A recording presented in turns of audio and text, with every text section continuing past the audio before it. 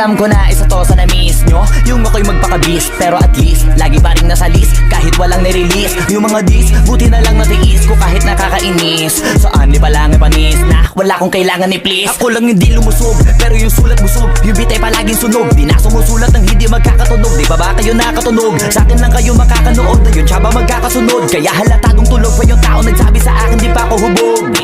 Tapos sila mga lyrics, may kasamang kulog. Mga ugok-ugok, magkakasabay na bulok. Di kami yung dahilan kung bakit di na kayo patok.